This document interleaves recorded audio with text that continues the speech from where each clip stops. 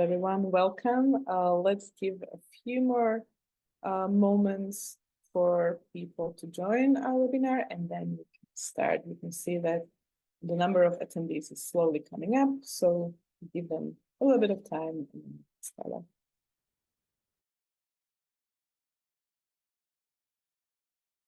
Okay, let's start. So, welcome everyone today at our webinar, the first of the three webinars dedicated to digital measurement of nocturnal scratch, where we want to share all of the new updates and news that have been going on for this measure in the past time. Today, we are going to be talking about the recent regulatory feedback. Next week is going to be dedicated to updates from R&D or technological parts. And then the last on June 18th will be focused on processes, validation, and adoption. So today I would like to welcome in our amazing panel and presenters our representatives from FDA, EMA, industry, but also collaborative efforts. So we have Thorsten Petter from EMA, Beth Kunkowski and Matthew Diamond from the FDA, Kerry Northcott, Pfizer, Lada Lenz representing Deep Measures, and Michael Benecki from UCB, and myself, Lucy Zesnakova. I will be your moderator from Time Digital Medicine Society. So without further ado, let's get started. And I would like to ask Kerry to tell us a little bit more about the digital measurement of nocturnal scratch in atopic dermatitis, what it means, what's been kind of the recent development overall, and then dive more into the regulatory feedback that we have heard so far for the measure. So Kerry, the floor is yours. Sounds great. Thank you very much. So you can go ahead and go to the next slide. So several years ago, we brought a great group of folks together to really start to dive into whether we could measure using digital health technologies, nocturnal scratch.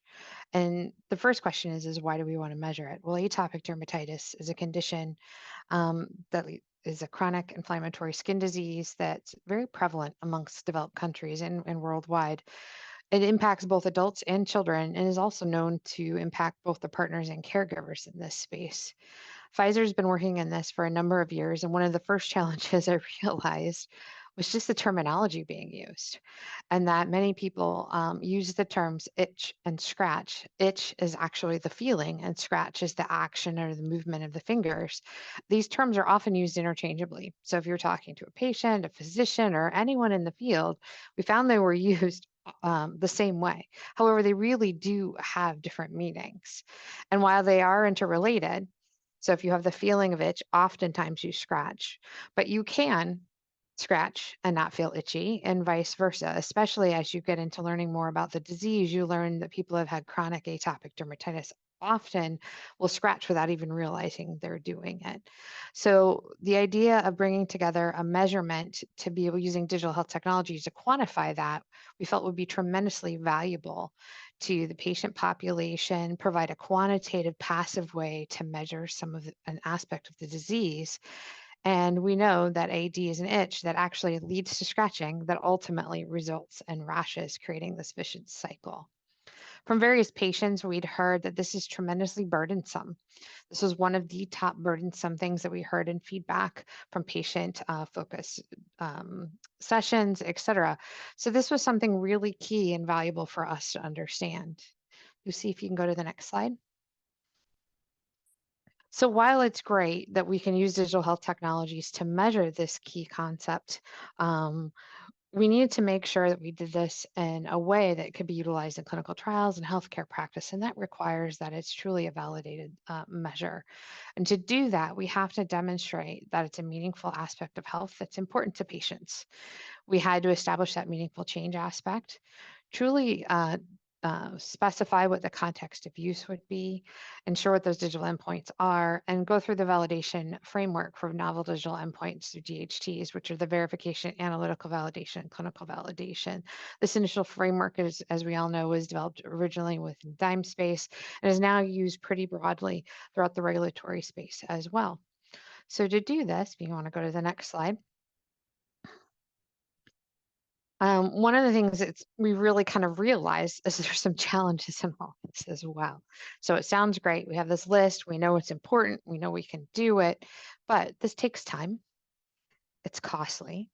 As explained earlier with just itch and scratch, there's language challenges, and it goes more than just itch versus scratch. There's a lot of discussion about terminology and ontology that's being done. It's complex when we say about nocturnal. What do you mean by nocturnal? The night?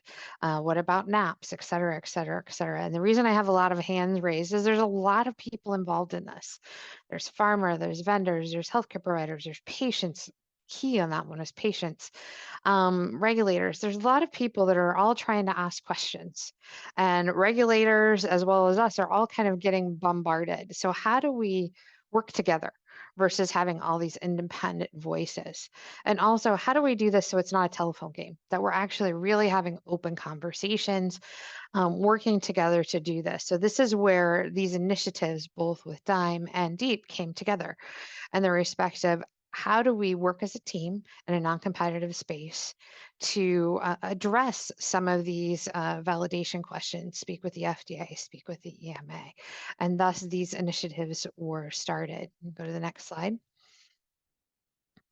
And initiated, I want to say team maybe in 2019, 2020 with the Dime, where we brought together a series of founding partners and collaborating partners to create the Nocturnal Scratch Digital Measures Development group.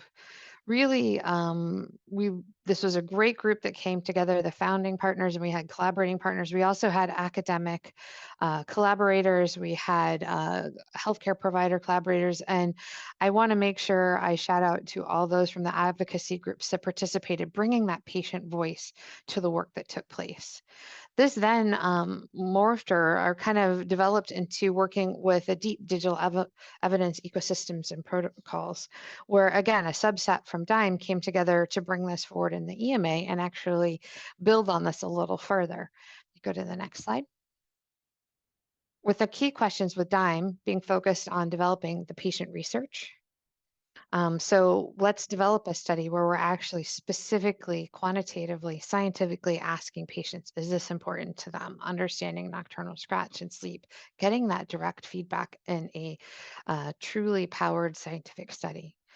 We did lit reviews with the measuring of the terminology and ontology, looked and had great discussions about the proper verbiage that needed to be used to try and come to accommodations, because that's important as we go to both regulators and speak with patients and healthcare providers, that we have a unified language, because if one person's calling it one thing and one's calling it another, it just gets confusing and it's really challenging to progress the field. We had great discussions and workshops on deploying these within clinical trials, some of the challenges, and some of the success stories that have taken place. We also discussed payer acceptance and had several workshops on that space. This then naturally fed into the DEEP pilot project. They are separate entities. They work in a separate entity, separate groups. But as you can see, a number of those pharma moved over into this initiative where we were taking on this structured approach for validation of digital endpoints. Deep was proposing this catalog of digital endpoint components that was built of a target solution profile block. This block discussed the requirements for the technical aspects of the DHT. We discussed the instrumentation block, which is the actual DHT that was being used. And then we discussed the measurement and definition block, which was really looking at the context of use, the patient preference, or understanding the patient's voice in this. And that was discussed as the patient definition block. The idea of the digital catalogs and this block and stack system is this allows these elements to be reused. So this was a great example to take and build on a lot of the work that we've done with Dime and build it into this robust digital stack, if you will, where we were then able to have the EMA ITF pilot, where we brought a series of questions to them, similar to with Dime, where we spoke with CPIM and the FDA, we spoke with the EMA via an ITF, where we focused on two series of questions. The first centering around the measurement and definition block for nocturnal scratch, and the second series of questions really focused on this stack model, or this model of blocks, and being able to reuse aspects of this, looking at the body of evidence that would be required, the target solution profile, and the instrumentation blocks. Next slide. The culmination of both, as I stated earlier, is with FDA was the Critical Path Innovation Meeting, or the CPIM. Really, the goal of these types of meetings are to discuss the methodologies or technology and get that feedback from the FDA. So during this meeting, we discussed the concept of use, concept of interest, the ontology and terminology being used, and the overall patient preference work with the nocturnal scratch. And the innovative task force meeting with the EMA, I just showed you earlier, is really a great early dialogue on the innovative medicines with the EMA.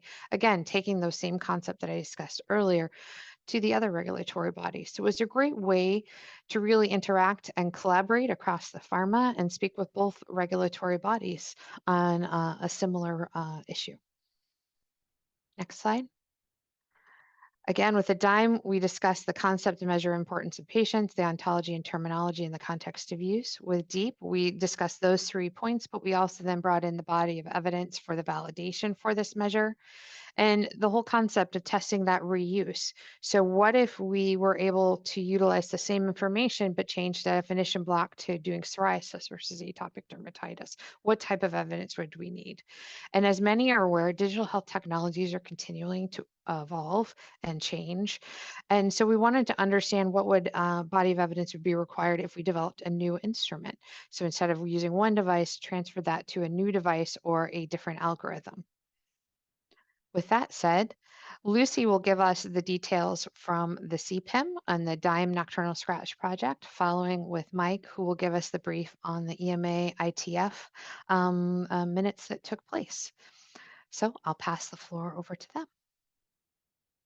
Thank you very much, Carrie. So I will take over and talk a little bit more about the DIME Nocturnal Scratch project and the CPIM meeting, the Critical Path Innovation meeting that we held with FDA.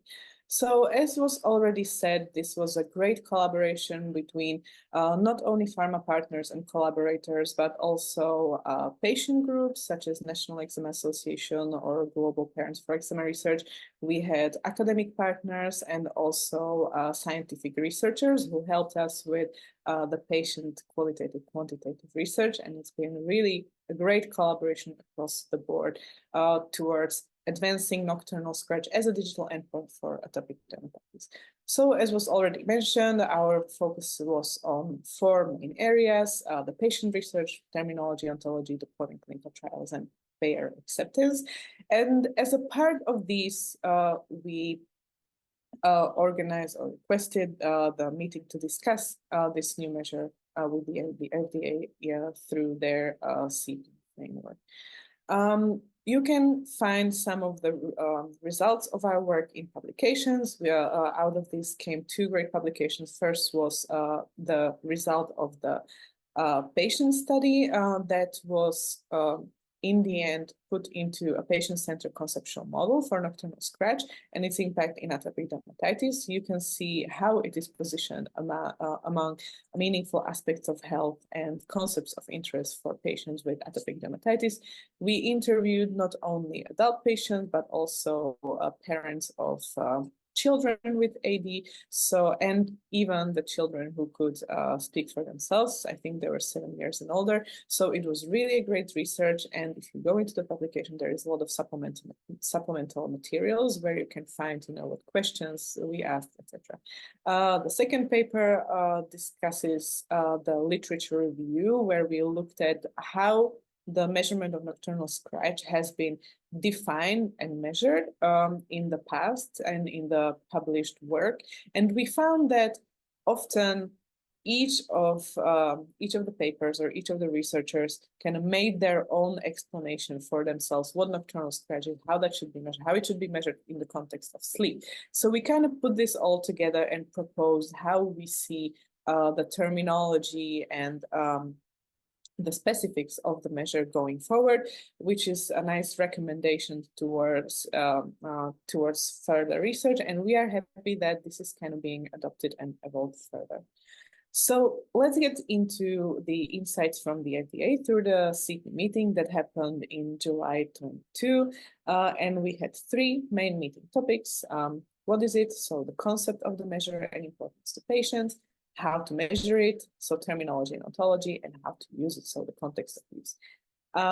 Here I will speak about these 3 points in a little bit of a collated way. So I put together main points of feedback for each of the topic and a little summary. And, the discussion was somewhat structured, but also, as you know, in many discussions, you can go many detours. So we learned a lot of great feedback and a lot of things that gave us pointers how this measure should be conceptualized in the future.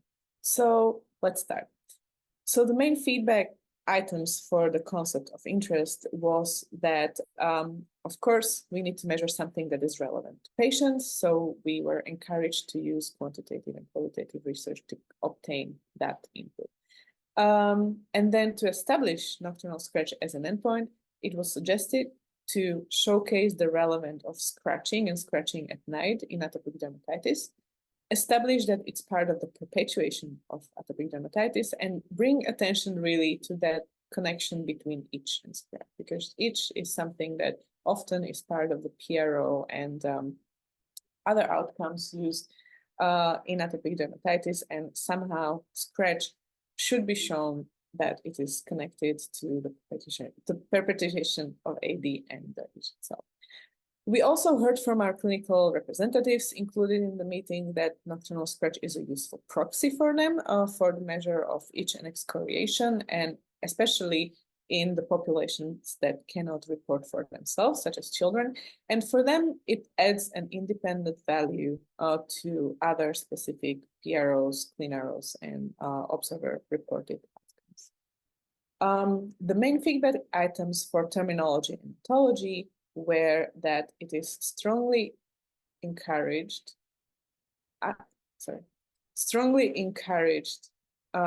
to have really good integrity around the measurement of sleep. So to make sure that we know when is that start and end point of the window of sleeping where the scratching occurs.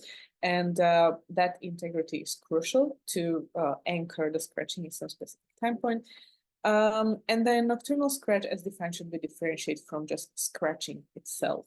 So said in other words, the changes in nocturnal scratching should be attributable to changes in the therapy of AD, not changing in some kind of sleep architecture. So for example, I'm scratching less because the drug for AD is working, not I'm scratching less because I sleep better.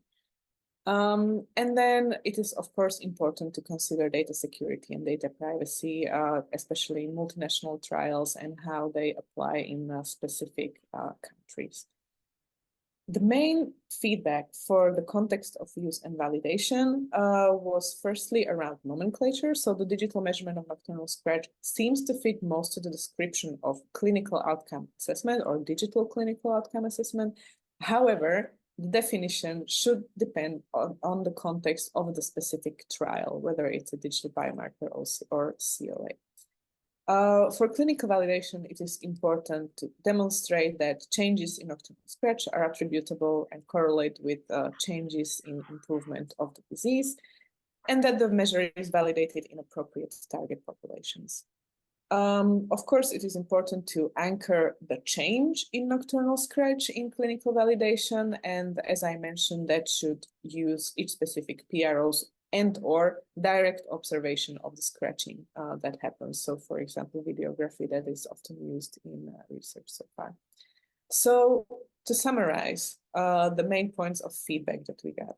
Nocturnal scratch should be measuring nocturnal scratch should be something that is rooted in patients' needs. It should be shown by our research that scratching and nocturnal scratching is important for patients. And then it is encouraged to define and discuss and showcase more information and more data around connection between itch and scratch, because as Carrie has mentioned, they are interconnected, they are two separate phenomena, and kind of make sure that these have their specific meanings and their specific place in the measurement is very important. It is important to conceptualize the measure within each specific trial and validation that is going to take place. And it is suggested and supported to use unified terminology and measure definition across the field for nocturnal scratch. Clinical validation in target populations, of course, is crucial, and it is important to show that the reduction in nocturnal scratching correlates with treatment effects on atopic dermatitis and not some other phenomena that might see that would be, for example, affecting sleep. Last but not least, it is very encouraged to see these types of collaboration between stakeholders. So as this was the first meeting, it was very positive in the sense that all of these organizations were able to come together, to work together, and to present this view or vision for the measure going forward. And we are happy to see that further initiatives such as DEEP built on that, and not only this, but also a lot of the technical development that is going on. So these were some of the main points that we heard from the FDA on our critical path innovation meeting. And with this, I will give the floor over to Mike, who will summarize the learnings from the DEEP FDA EMA pilot and their IT. So Mike. Okay, well, thank you, Lucy, and thank you, Carrie. It's going to be difficult to follow such great presentations by my predecessors, but I'll try. Next slide, please. I think the first thing I just wanted to go through is really the types of regulatory interactions you have when you have kind of a digital health technology and you want to use it in a drug development program. And first of all, on the left, this is what we're talking about. These are the critical path innovation meeting that Lucy talked about and the innovation task force meeting that I'm going to talk about that was held in late January.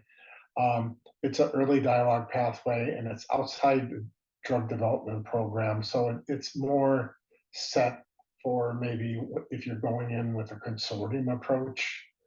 And then the other thing is that the meetings on the left move to the right, and usually in Europe, you would ultimately go for a qualification opinion or a device on a digital health technology like Nocturnal Scratch, and the idea is that that would be an off-the-shelf solution that drug sponsors could use.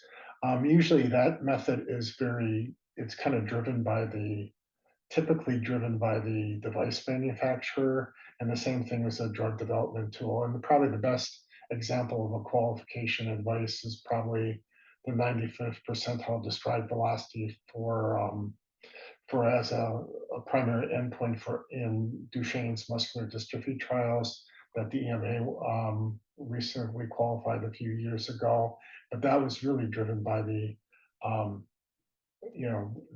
device manufacturer, I believe. And then on the right, typically, drug sponsors are under let's say a time crunch, and the processes in the middle are, let's say, a little more longer, and there's a higher evidentiary standard.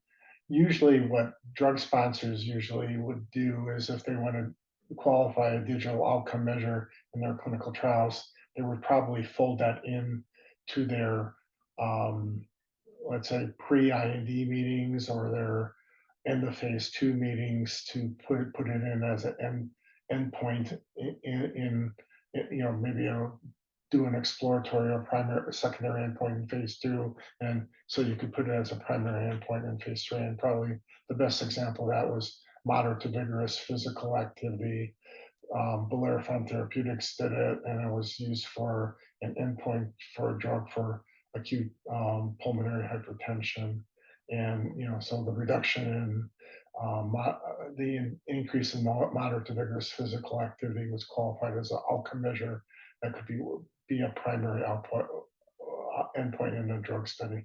Next slide, please. The point I wanted to make here is that I don't want to kind of like overwhelm you with this slide, but I think what I'm trying to tell you is that qualifying digital health technology as a clinical outcome measure, it takes a village. And in fact, on the left side, you need to do the analytical validation, and usually that is best, let's say, accomplished by the device manufacturer, and then you need to clinically validate it on the right, which is usually the people who probably can scale that up are the drug sponsors. But in the middle, operation, putting it in a clinical trial and making sure you mitigate the risks of the patients, all that is kind of a, a collaboration between the device manufacturer or the vendor and the drug sponsor, and they have to work together to generate this evidence to allow it to be put in a clinical trial and to set the table to do it in a clinical outcome measure. And so really what I'm trying to say here is that this is a large amount of work for, let's say, a single entity to do it by themselves, and really working as part of a group like the Digital Medicine Society or using the DEEP platform, is very conducive to this type of solution. Next slide, please.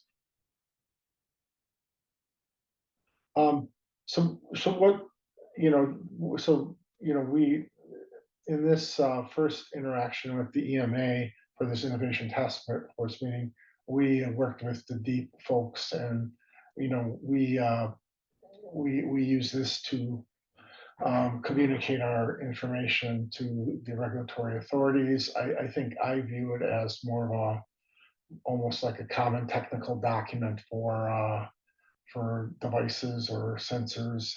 And on the left, it's the stack model. On the left, it's probably your user requirements or your product specifications or your target product profile in the left.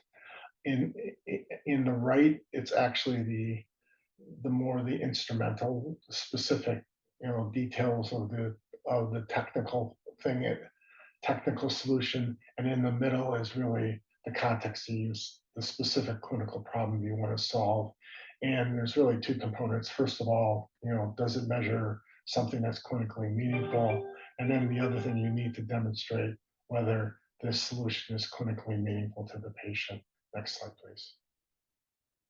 And again, this is just a review. So, the file is, the DEEP file is organized in three main blocks. The target solution profile, the target product profile, which is, tells you what you need to build, to measure, to solve a clinical problem of interest. The middle part is really the measurement definition block, which is really the clinical context of use. And then the right is, the technical details of the sensor used. And the idea here is on the right, you can just, it's more modular in nature. So you can, hopefully, move one measurement block in, like if you were doing for atopic dermatitis, ectodermal scratch, and you could put the next block in for psoriasis instead, a highly related disease. So the next slide, please. So really the goals of our EMA ITF meeting was really, as Carrie pointed out previously, was really the conceptual model for nocturnal scratch. And what that means is, we wanted to get buy-in that, the EMA thought it was a clinical meaningful measure, and that would provide, benefit in drug studies related to atopic dermatitis. Again, the other thing that the next point was really nocturnal scratch terminology, and Carrie went through this, the debate versus scratch versus itch, and really, is it okay to use the word nocturnal when not everybody sleeps at night?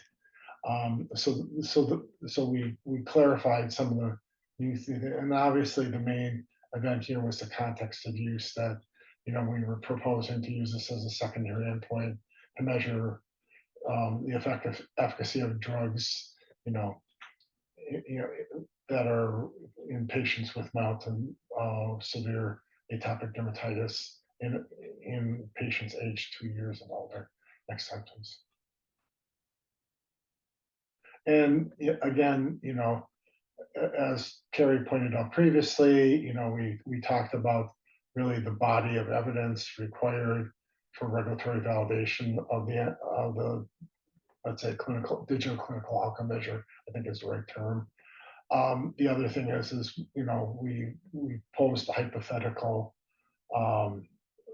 question is what data could we leverage if we just went from, let's say, atopic dermatitis to psoriasis, which elements of the validation package could we leverage, and then what would we need to update? And again, we also in analysis, we talked about the right thing is folding in, if you went from sensor 1 to sensor 2, what could you keep and what would you have to revalidate? Next slide, please. So one of the questions that we clarified was there was in Lucy's paper, when we talked about the clinical meaningfulness of the measurement, the measure that was cited in the paper itself was really a composite number that included clear, mild, moderate, and severe and very severe patients. And so the percentage of people who kind of said it was clinically meaningful was a little lower than we hoped. It was about 70%. But when you looked in the appendix to the publication, actually, when you looked in the moderate to severe, as denoted by those blue colors, those were the people who, said 90 or 85 to 90% of people thought, scratching was a disruptive of life, or their sleep was disruptive, or something like that. So that was one point of clarification during the EMA meeting. Next slide, please. Again, this was related to here's a table that kind of shows, kind of like what would go into the validation package. And again, we were discussing which elements would stay the same and which elements would have to be updated depending on if you changed the disease state going from atopic dermatitis to psoriasis or moving from sensor 1 to sensor 2. Next slide, please. And just to summarize, what we, I think in general, I would say that, the meeting went very, very well. I think it was an open, honest discussion. And really the idea is that, I think in general, the FDA, the EMA agreed that nocturnal scratch could be a clinical meaningful measure in atopic dermatitis clinical trials. I think we clarified the terminology, itch versus scratch, nocturnal, stuff like that.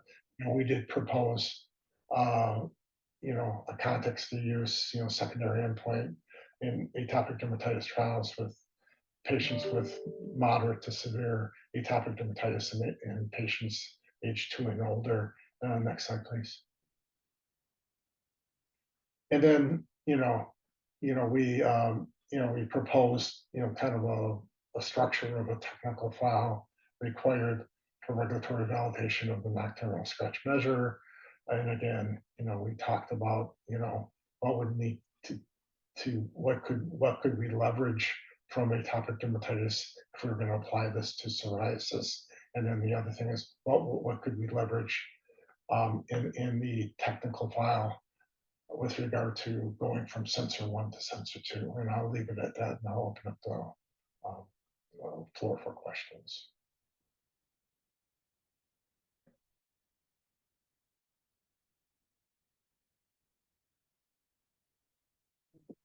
Thank you very much. And I promised to do the warm-up question for FDA to get people warmed up while you're looking at the chat. So Dr. Diamond and Dr. Pinkowski, maybe you can answer this question. Yeah. Thank you very much. Oh. Yeah, sorry. Please, we will get to the questions and discussions right away. I will just stop sharing my screen, sorry. Yeah, so we have our panelists here, and let's start off with the questions. And I know, Mike, that you already have the first one, so go on, please. So for our friends from FDA, Could you kind of clarify, when you have an early stage, let's say, digital outcome measure, and you want to measure efficacy of a drug treatment, who do you go to first? Do you go to the drug side of FDA? Do you go to the device side of FDA? Or is that a simple question with a complicated answer? Could you kind of weigh in on that, Dr. Diamond? Sure, I'm happy to take that. My name is Beth Kinkuski. I work in the Center for Drugs in the Office of Medical Policy. And a lot of my work is how to advance the use of digital health technologies to collect data in clinical trials. If you have a specific drug that you are studying, you should always go to the therapeutic review division first, because they're the experts. They're going to be the ones that are actually reviewing the specific application. So you always go directly to the review division.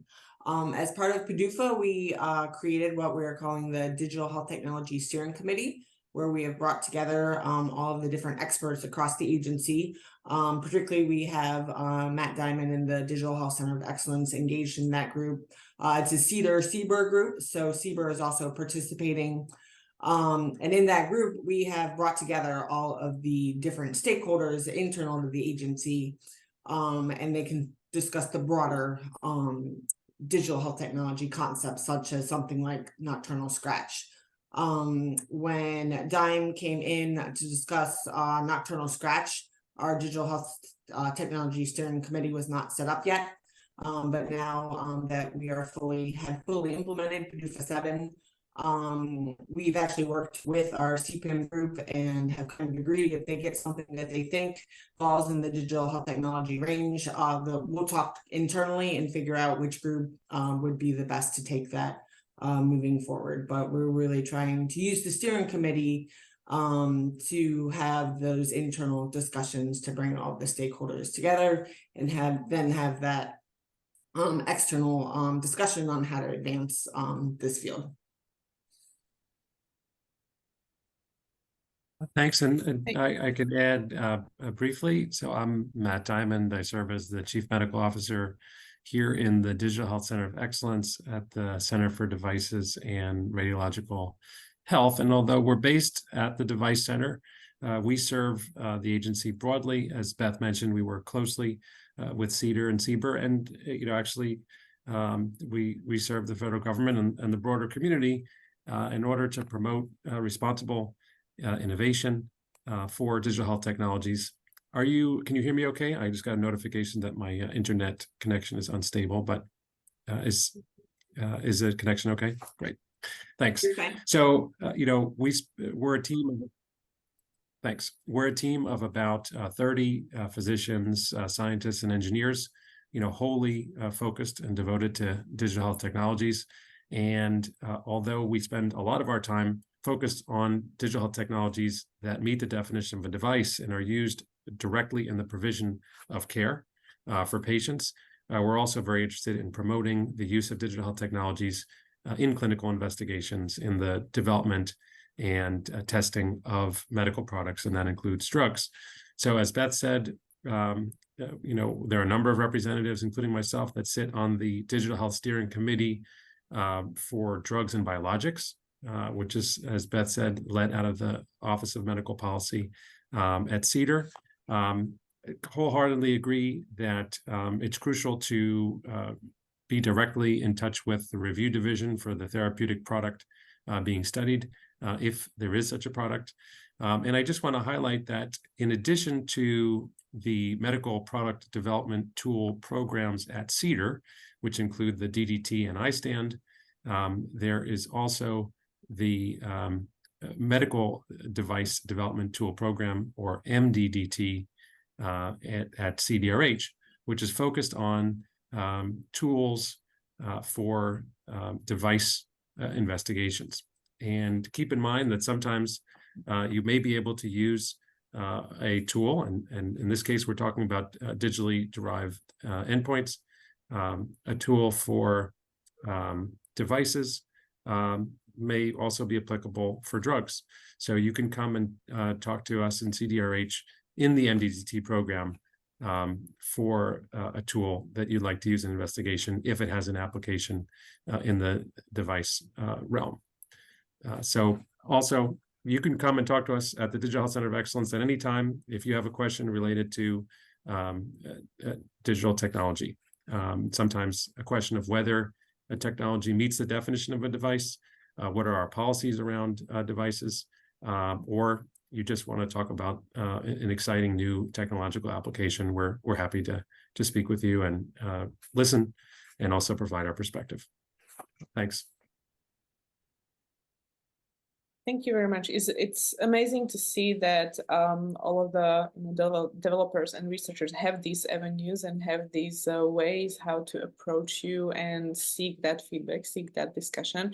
How is this set up on the EMA and European side? Thorsten, can you maybe comment on that?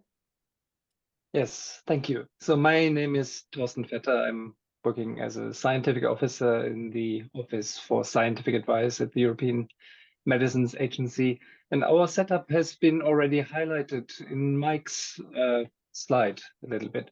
I think we have it is important for developers to keep in mind that the regulatory framework is slightly more complex within the EU. So the remit of the EMA is really the development of medicinal products, and there is no remit in clearing or authorizing medical devices. This is done in the EU by specific bodies, notified bodies, and therefore it's always important to keep in mind that what we can help with at EMA is to provide advice and qualification for specific measures that are derived by certain devices. And how we structure this support for development of specific digital health technology tools is that we provide ITF, Innovation Task Force meetings, as informal brainstorming platforms which do not attract fees. But once methodology developments become more on the side of generating the evidence to support a qualification opinion, we would always recommend to come for what we call qualification advice. So that is confidential discussion, review of protocols, prospective protocols for evidence generation, and to agree on what is needed to support qualification of a measure in a certain context of use. It is important also to mention that digital measure development can be discussed in product-specific scientific advice that is offered, but clearly there the resources that we can offer to developers are more limited. So the qualification of novel methodologies has access to all really the different scientific working parties and groups within the EMA and allows for more flexible and in-depth discussion of the development of those tools. Thank you. Thank you very much for the comments. And, we really appreciate that there are pathways to interact and frameworks that either standalone organizations or consortiums can take to discuss these new methodologies or tools and devices. And that's where my next question is headed, right? So, and it's a question for the whole panel, both our regulatory colleagues, but also for our colleagues who were involved in these consortia and groups of organizations that approached the bodies and sought the feedback. What is your experience, your feedback on being approached by a group, a consortium? Does it have any additional value to it? Does it add any way to the discussions and the questions asked? And perhaps to the colleagues who were involved within these consortiums, what were your experiences, learnings, what worked well, what were your lessons learned, maybe? So I'm curious about your view on these, collaborative efforts and where those are helping us rather than doing this one by one. Who'd like to start? I can start. I think Carrie discussed and during her presentation how many questions are raised and come about when you start a new effort, just something like this. And just the ability to bring all of those people together to be on the same page early in the development process just lays such a clear pathway forward for everyone to work together. So we've been incredibly grateful and excited that there is so much collaborative work in this space. There was one I was going to mention that the FDA is definitely a very data-driven organization. So we love it when you have data, and when you bring together so many different stakeholders, you have a lot more data. So there's a lot more progress that is made in that direction. So that's another important consideration. Yeah, and I just want to echo what Beth said. We really welcome when groups come to us with novel approaches. You know, we recognize that sometimes the current measures are not perfect, and we have technology today that can, you know, be worn by individuals, that can collect data over time. You know, sometimes continuously, sometimes measurements that have never been able to be taken before. And when these technologies can be used to measure things that matter to patients, we want to accelerate as much as we can these tools to be used for trials. And as you know, was very elegantly said earlier within the hour, it takes a lot of work to bring a new type of measurement across the finish line. And the more that can be done pre-competitively, the better. So thank you. If I may briefly just really subscribe what has been mentioned by FDA colleagues, and I think what is also very valuable, and that has also been described in strategic papers that are published by EMA, is that we would really encourage collaboration to include also non-industry partners, so academics, patients early on. We think that is incredibly important to really have an efficient and really solution-oriented development process. And we can see this in interactions we do have. So I fully subscribe. It is very valuable to have these early interactions and the non-competitive collaboration to really foster good evidence generation. Thank you. And maybe, Lucy, I can also chime in after we've heard from the EMA and the FDA. So the one big learning, go early to regulators for everybody that is on the call. It's really key, especially when you're talking about new methodologies and how we're going to validate them. It's really important that we check from the beginning, are we on the right path? Is this another methodology that can actually support a regulatory decision? And is the way that I'm validating it the right way? That's really important. So go early, very early. Then the other part of going together is absolutely key, as we heard from Matthew, Beth, and Torsten. I mean, at different conferences, I've heard over the past year, we shouldn't compete on endpoint development. We should really align and get broad alignment across the community, not only pharma, but as our colleagues have said as well, academia, patient associations, and others, on what are the right things to measure, what are those meaningful aspects of health. So going together in a collaboration to regulators to confirm that a concept of interest is the right one in a context of use is really key. And I really we've heard this feedback as well, that very often they have 10 different companies asking the same question for the same context of use, and that's not a good use of anybody's time. So it's really, really key that we go together. We've really enjoyed this collaboration. I also speak for the colleagues at FPA that we're working behind this, especially on the way that we're able to also expand and ask questions that are key for this environment on lifecycle management. What do we do if we validated it with one DHT and we now need to use another DHT? How much validation do we need to do? Do we need to do the whole thing again, or can we just build on what we already have? The same, we have a concept of interest validated in a context of use, and we now want to take it to another context of use. The example that Mike mentioned on atopic dermatitis and then move into psoriasis. What are those additional levels of evidence that we need to bring instead of redoing it all? So it was really, really valuable to work together with the experts from the different companies cross-functional experts. You see it represented here, Carrie, an expert on the digital measurement side, Mike, expert from the regulatory side, and to together engage with regulators. And I could take a second. Thanks, Lada, and thank you, everyone. Speaking from hopefully from an applicant person that would participate in both the DIME and DEEP progress.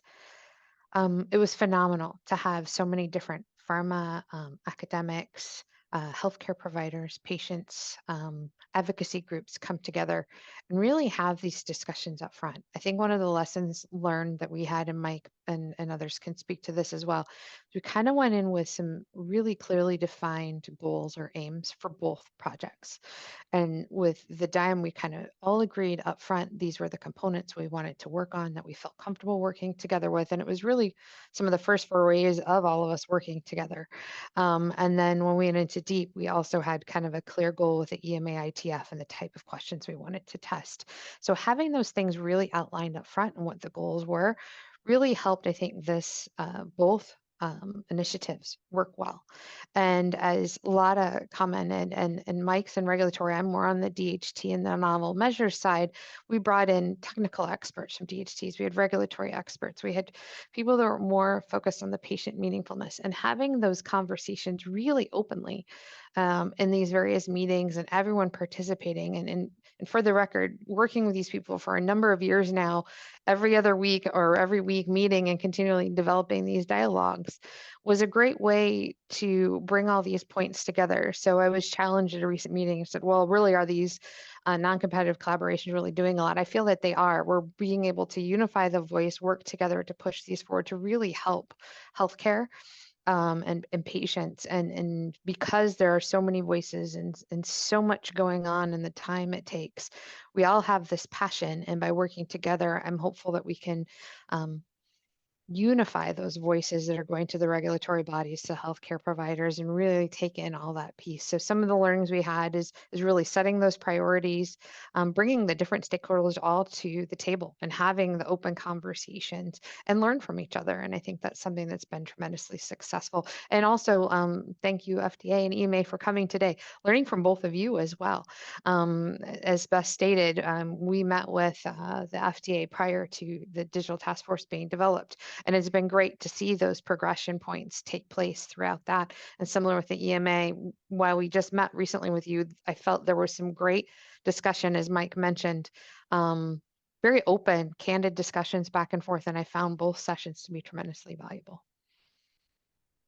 That's amazing. Thank you, Carrie. And just to rephrase what you have just said, these collaborations certainly add gravity, but they also add clarity to the cause, right? So you can really clearly define what this is about, but you can also show that all of these different stakeholders are able to come together and work together towards their common cause. Okay, let's move to our last topic, and that's maybe kind of turn this discussion a little bit on its head and talk about some of the specific points of feedback that stood out to you, right? So, both of the side of giving the feedback, but also on the side of receiving the feedback. What were some of the key points or things that really struck you and really stayed with you and got you thinking on, what's next for the measurement of nocturnal scratch? I can weigh in on my really quick point. I think in general, I don't know if you know, I'm a physical chemist by training, so I like measuring stuff. And I would throw stuff into clinical trials without even thinking, but the issue is that the issue of clinical meaningfulness, I think when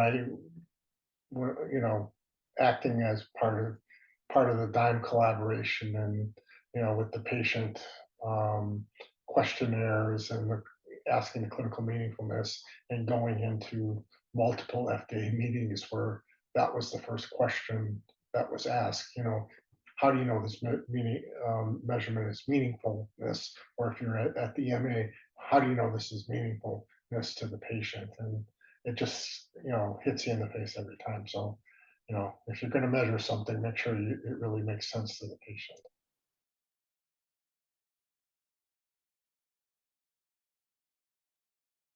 Thank you.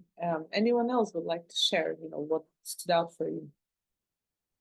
I think one of the things we heard, and when we had this discussion recently, is that devices are going to continue to develop.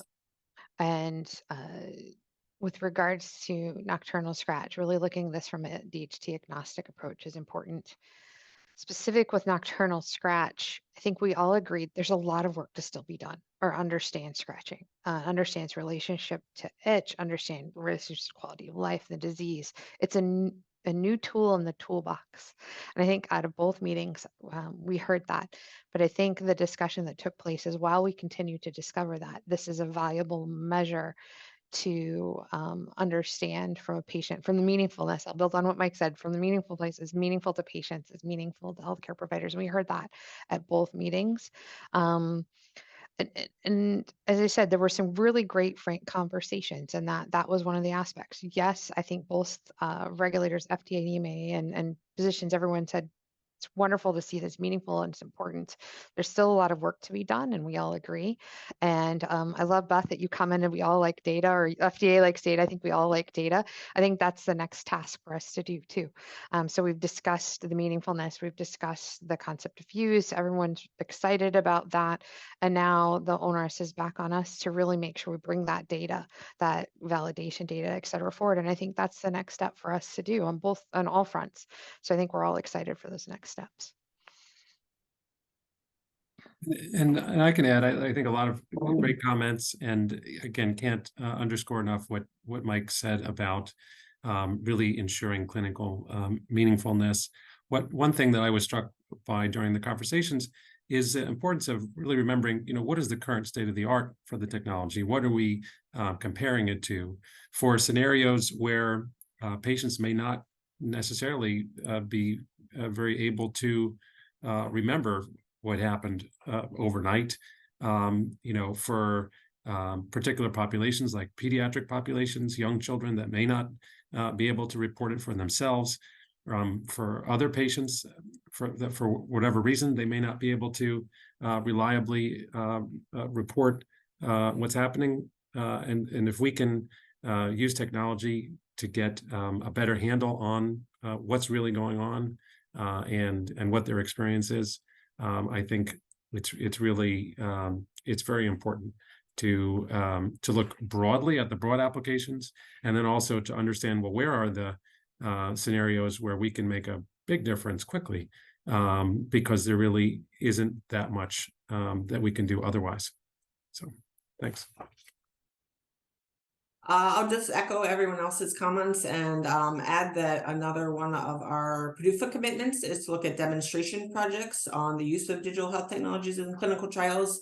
And one of the projects that we actually have funded is looking at nocturnal scratch. So it's something that FDA is very interested in, and we look forward to seeing data from many different resources to see where we can go in this space. Thank you. And it's really great that how is it all coming together from different angles, not only these initial conversations, but the support in further research and support in further activities and development. I see that we are almost at time, so I would like to make a little advertisement for next week when we are going to be talking about the news from the development of technologies and algorithms. We are going to have great people on the line who are well-versed in the space, developing the new tools, but also representative from the patient voice. So it's going to be a really great discussion. And also what has been said here about generating that data and that evidence for validation, that is going to be the topic of our webinar number 3 in 2 weeks. So I think that we have this whole journey well covered from the perspective of our talks. And I would like to thank everyone today, both in the audience and also in the panel. So thank you very much for finding your time and joining us today for this discussion and presentations. It's been really valuable and really great to hear from all of you. Just please remember that this session has been recorded and it's going to be posted on DAM's website. So also your colleagues who maybe have not had the time to join us today may come back to it and watch it later.